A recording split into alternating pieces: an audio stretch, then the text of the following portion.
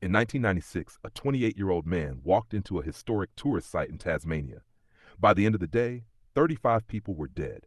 But this didn't start with guns. It started with loneliness, resentment, and a man who believed the world had wronged him. Martin grew up different. He didn't have many friends.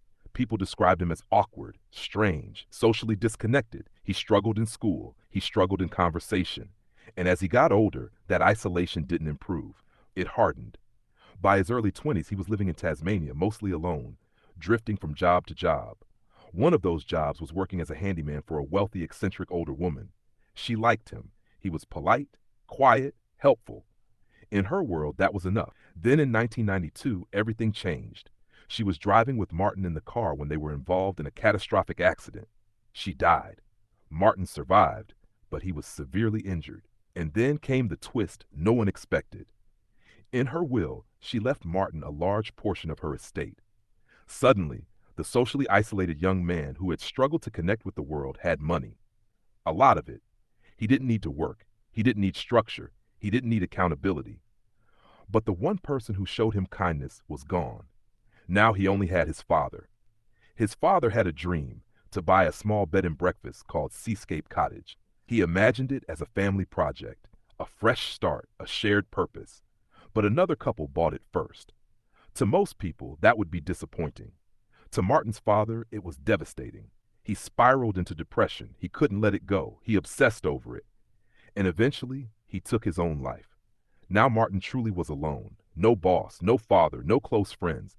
And instead of processing grief, he redirected it. He began to believe that the world had taken everything from him. He blamed the couple who bought Seascape Cottage. In his mind, they didn't just purchase property, they destroyed his father's dream. And by extension, they destroyed his family. This belief wasn't logical, but resentment rarely is. He withdrew even further.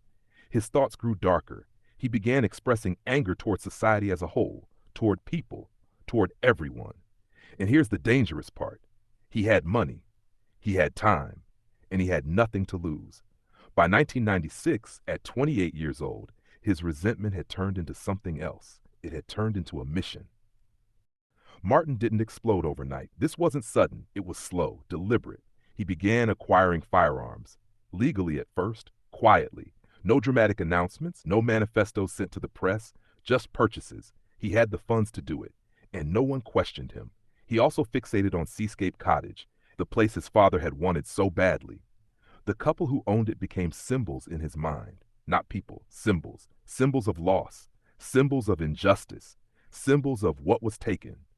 But something else was happening beneath that surface. His anger wasn't limited to one couple anymore. It had expanded. He felt rejected by society. He felt misunderstood. He believed he was mocked, that people saw him as strange, that the world was against him. Instead of seeing his isolation as something to work on, he saw it as something inflicted on him. That shift from self-reflection to blame is critical. Because once someone believes the world is responsible for their pain, revenge begins to feel justified. In April 1996, he put his plan into motion. He first went to Seascape Cottage. What happened inside was brief and tragic. The couple who had bought the property were killed. But that wasn't enough. Because this was never just about them. From there, he went to a nearby historic tourist site, a former prison complex that had become a major attraction. It was busy. Families, visitors, tourists. Within hours, the worst mass shooting in Australian history was unfolding. He moved through public areas, targeting strangers. There was no personal connection, no individual grievance, just random devastation. By the end of the attack, 35 people were dead. 23 more were wounded. Australia was in shock. But Martin wasn't done. He returned to Seascape Cottage, taking a hostage. And that's where the final chapter began. When police surrounded Seascape Cottage, they didn't yet understand the full scale of what had happened. They knew there had been violence. They knew people were dead. They knew the suspect was inside with a hostage. What they didn't know was how unstable he truly was. Negotiations began. On the phone, Martin was erratic, childlike at times, laughing, mimicking voices, going silent for long stretches. He demanded an army helicopter to transport him to an airport as if he could simply leave the country. There was no coherent escape plan, just chaos.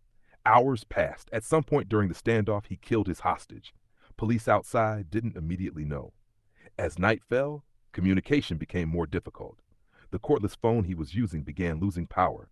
18 hours into the standoff, Martin made another decision. He set the cottage on fire. Smoke poured into the night sky. Flames consumed the building. From inside, he taunted police, daring them to enter. But officers waited. Fire has a way of forcing movement. Eventually, it did. Martin ran from the burning building, his clothes partially on fire, disoriented and exposed. Police moved in immediately and arrested him. No dramatic final shootout, no cinematic ending. Just a man standing alone in the wreckage he created. At trial, the scale of the horror became undeniable. 35 dead, 23 wounded. He was sentenced to 35 consecutive life sentences, ensuring he would never be released. But the consequences didn't stop there. The tragedy led to sweeping gun law reform across Australia. The country fundamentally changed its firearm regulations in response. In a devastating way, the attack reshaped national policy. But that doesn't undo what happened, because this story isn't just about violence.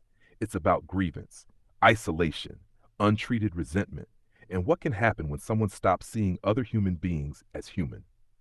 Martin believed the world had wronged him, so he tried to punish it, but in the end, he didn't fix his loneliness. He only made sure he would never see freedom again.